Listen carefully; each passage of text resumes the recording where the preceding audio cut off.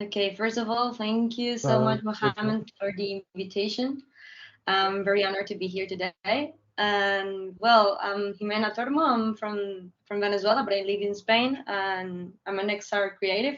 I work well in the conceptualization and creative leading of XR projects.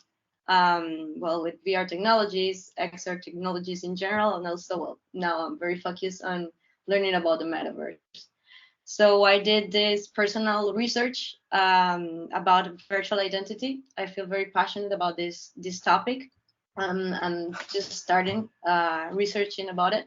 So this is like a document with a few of my conclusions regarding the pros and cons of virtual identity in the metaverse. So well, I decided to name it pros and cons of being whoever you want to be, because well, we've usually listened to this sentence over and over again when we talk about the metaverse. Here you have the possibility to be whoever you want to be, but I would like to know, or that's the focus of my research. I would like to know what is the dark side also, to understand the whole concept of virtual identity, and also to be prepared for the future. So before I start talking about virtual identity, I would like to talk about the evolution of identity, just to have a general idea. Um, as you can see in this chart, before modernity, well, identity was pretty close related to reputation and standing within a social group.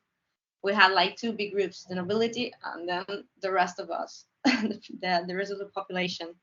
Then, with Industrial Revolution, came this idea of identity, very closely related to credentials on paper, and also it was linked to things outside ourselves. Then, in the Web 1, we gained the ability to connect with each other, and that also helped us to extend our identity into the digital sphere. Web 2.0 increased the data exchange thanks to socialization online. And also, we new concepts like digital footprints. With Web 3.0 and the metaverse, we aim to give users control again of their data. And that's why the digital identity is now a concept that we linked with the concept of wallets and also digital economy, right? So we add this new layer of interaction where we have an avatar through which we can interact with the rest of the virtual environment, and this layer is added up to the Web 2.0 layer of identity. So now we can interact not just with pictures, text, audios, but also through our interaction through our avatars. So now I would like to talk about how the virtual identity has evolved from the first arcade games, where we just needed to use a pseudonym or a username to identify ourselves. That was the only information we shared, and it even wasn't shared inside a network. It was just part of a game of an electronic device. And then this identity evolution into picans or profile pictures were, and those were basically presets that we had to choose in order to identify ourselves. Then social media brought bitmojis or technologies like this to create for the first time a character that could represent ourselves into social media. A process that is simultaneous to the idea of Bitmojis is also the creation of gaming avatars and skins. Skins, it's a concept closely related to Fortnite, um, that has been a phenomenon among the younger generations, and gave us the possibility. All these two technologies gave us the possibility to interact in the virtual spaces, in three-dimensional spaces. Then, well, it came virtual platforms and what avatars and avatars related to NFTs. And this is the next level of evolution. What we hope to achieve is the possibility to also customize our characters, not just by selecting from menu of options, but also by purchasing different assets online that have the same unicity as the assets in the real world. And that's also a new level that we can add in the future to this virtual identity. So for those of us who are in the contact with immersive technologies every day, we are usually focused on technical advances and creative possibilities that the metaverse offers, right? But sometimes we forget about the social and psychological effects that can arise from their use. So today I would like to talk about this. The metaverse promises a fairer, more collaborative, inclusive, and tolerant internet, right? It is true that technologies such as blockchain, for example, can contribute to consolidate this vision. However, it could be naive to think of this new iteration as the reset button for the problems of the current internet. So for me, the problems of the Web 2.0 will suffer also an evolution, will evolve, and will also be transformed, but they will still be there.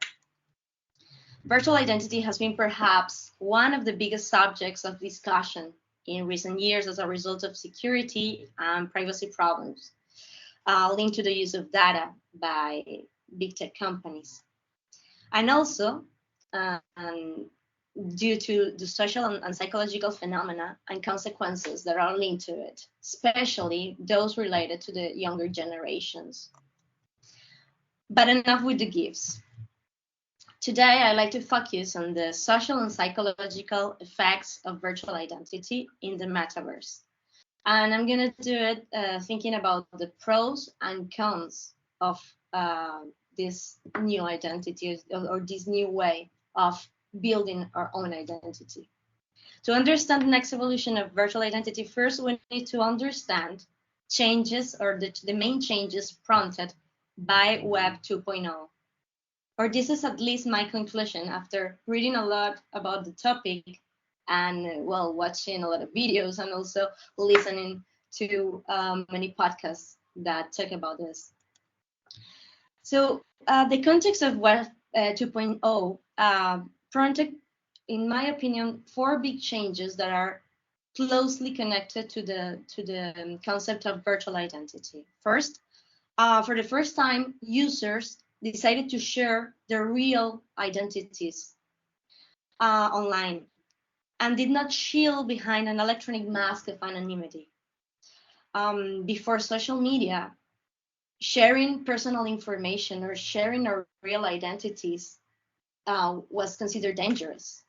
And now it's the standard, is what everybody does. Identity became a highly curated feed of our lives. Through framing filters, we can decide what we want others to see about us. The idea of having a personal avatar identity to communicate with others on social media was introduced for the first time by technologies like Bitmoji. And users finally lost control of their information, and tech giants started to control people's data and use it for their own benefit. But in the context of Web 3.0 or the metaverse, there are also big changes that are related to these 4.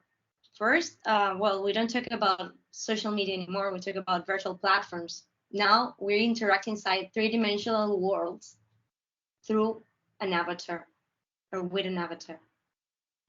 So the metaverse aims to regain anonymity in a way.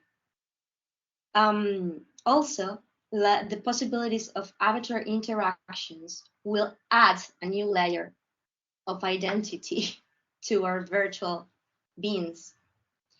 Also, we will have the possibilities to create and are having already the possibilities to create 3D full body representations of ourselves. And this also offers many possibilities of creativity and expression. But also, there is a big interest or need of regaining control of our data.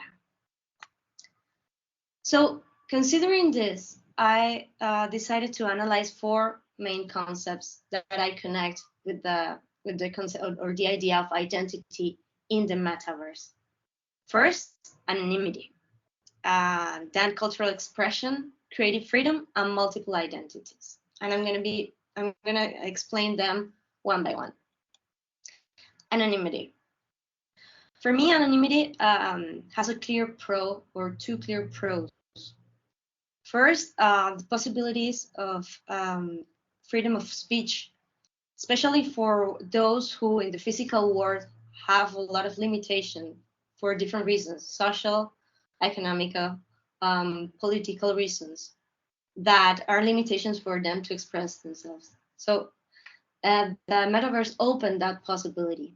Also, the fact that it is a very creative environment where you can be whoever you want to be, and maybe do things that you won't be able to do or don't feel capable to do in the real world, are things that you may be gonna be able to do in the digital environment.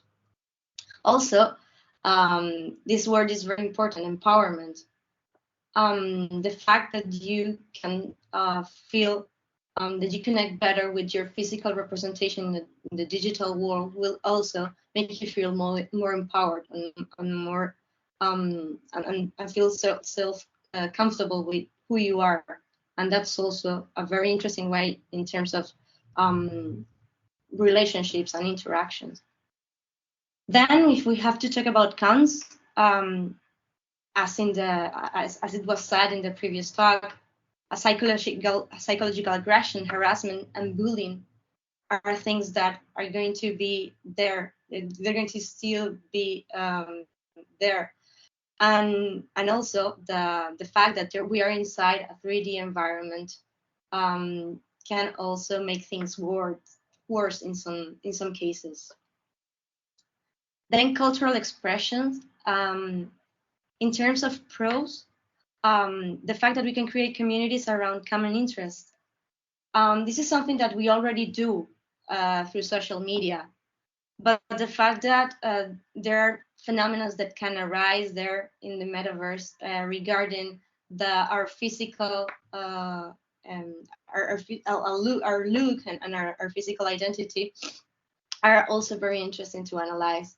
In the physical world, we have what we call urban tribes.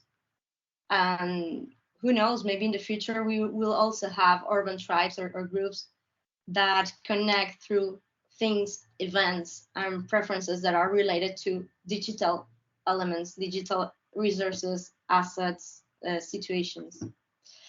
So this is very connected. They're very linked to the concept of digital fashion, which is a vehicle for self-expression. There is a lot of people right now that it's acquiring a lot of assets that big brands like Gucci, for example, are producing in the form of NFTs. But imagine this with cheaper brands or other kind of products. So people will be able to self-express like never before. And also, there is an interesting thing here, and it's the fact that we will be able to transcend the physical limitations that we have in the real world. So this self-expression can be taken to the next level. When we talk about the cons of cultural expression, discrimination and polarization can be a big issue, because yes, we're going to be able to keep creating new communities, but these communities can also be generated around things that will increase the economic gap or social gap between people. The narcissism, which is a big problem of social media, can also be a big problem of the metaverse or the way we manage our identity in the metaverse. the fact that today a lot of people is able to create these feeds completely curated. If we add a layer of interactivity that also involves the creation of a new being, it could give you a My lot of boy. options. Could give you a lot of options to create a new personality out of the metaverse, and that could be also very, very confusing and very complicated to manage for a person that has to return to the physical world, for example, after living inside the virtual world. So creative freedom, for example, has Yeah. guys, I'm listening to a voice. I think someone has the mic on. Okay.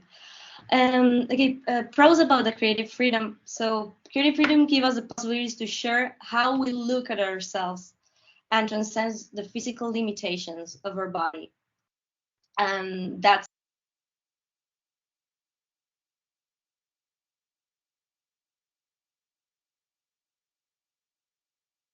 We can't hear you.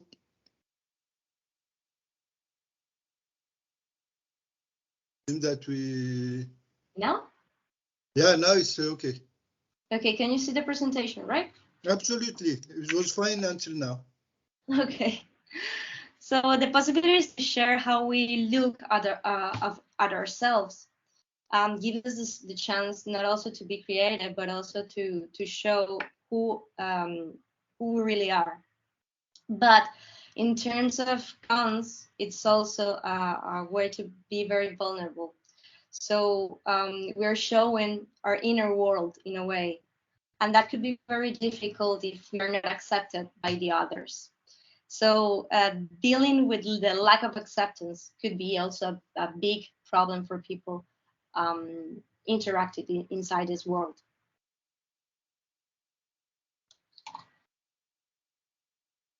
And finally, well, multiple identities. Now we've heard this term fluid identities, and it sounds very exciting. The fact that you can be wherever you want to be, the fact that you can have more than one personality or identity, and depending on the things that you want to do inside the metaverse, the purposes that you have in each platform, you can change your personality or physical look. That sounds exciting in a way. And also, it's a great possibility to put ourselves in someone else's shoes. Through experimentation, we can create a whole new person. We can change our gender. We can change the color of our skin. We can modify completely the way we look. And maybe it could be positive because it could be a way to fight discrimination. When you're able to put yourself in the shoes of someone else, you're also able to see the world through this person's eyes. So that's what I find very interesting about this concept. In terms of cons, they could be also psychological effects like frustration, obsession, confession, identity disorders. These are elements or situations that are already taking place in Web 2.0, especially with younger generations that are trying to deal with the fact that they have a specific or they've created a specific identity in the digital world, but then they have to deal with the problems of a person in the physical world. And sometimes these two identities are not completely connected, right?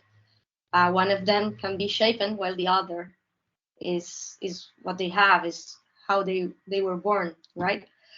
So these kind of situations can generate big confusions, and we have to be careful about that. Especially, we have to be able to help others when this situation start to arise.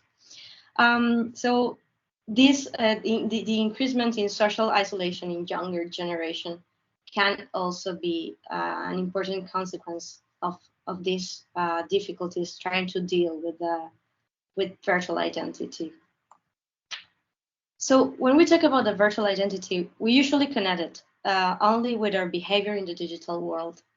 We think that we are able to separate both worlds. But the truth is, we still need to deal with the physical reality, even if we decide to spend most of our time online. Being whoever you want to be offers a great opportunity to let our imagination flow, and that's great. We have to seize that, and we have to take advantage of this opportunity.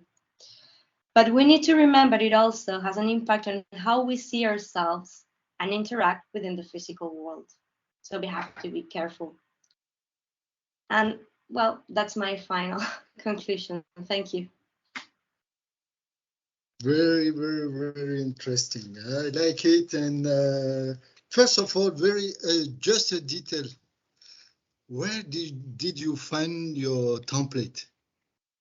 My template? I made it. Your PowerPoint template is really nice. I like Thank it. you. Thank you. I made it. Okay, please let me ask you some question. Okay, Daniel, Johan. Shafi, we didn't saw you. You can't hear me? Yeah. Okay. No, yeah, I was trying to have some interaction before the next speakers. Do you have a question for Jimena? Yeah. Yeah. Also, it's a very, very nice talk. It's very interesting. I have actually a question about the anonymity. I a bit disagree that somebody can be anonymous now in the internet. But even if this is the case, what I saw in my life is that people actually like to exhibit his life. They like to take picture of itself and then go to the Facebook and show like they have some kind of exhibitionism. So in this sense, I don't believe people will like to show them on the virtual world because probably they feel like to be a bit ridiculous. And I think this is kind of weakness of the virtual world or in the metaverse. But of course, I'm not sure. It's just kind of observation I have. Okay. Yeah, as well. For me, I understand. Yes, there's a lot of people that wants to show off when they're in the virtual world. But the fact that this new internet, especially when we talk about virtual identities linked to technologies like wallets, for example, that give you control of your data and your information and the way you represent yourself online. These kind of technologies give you the possibility to be anonymous if you want. So you have that possibility, something that you don't have in Web 2.0, and you had one day in Web 1.0, and that is a good environment for experimentation in the good and in the bad way. You're able to hide behind a virtual identity and do things that maybe in the real world you don't feel capable of doing, right? Maybe because you feel insecure about them, or just because, well, they may be bad things like hurting someone, for example. Absolutely. So but let's say when I was young, like you, we go to the discotheque or to dance. And now I go to the discotheque, I see young people go just to take pictures how they are dancing, and they go to Facebook to show these pictures. And they looks like happy with that. They looks like happy to exhibit his and her life. And I wonder if people will be happy to exhibit his or her life in the metaverse. You see, Yeah, sure, but you can have an identity to show your real being, but also you can have more than one, and if you decide to be another person one day, you can also have that possibility. For me, it's like another layer of possibilities that you get. Yes, you can continue being yourself, but you can also be others, right? Thank you. Thank you very much. I greatly appreciate Jimena. I'm very happy that you accepted. My salutation Thank you, Mohammed, for the invitation. to your friend Andrea Bravo.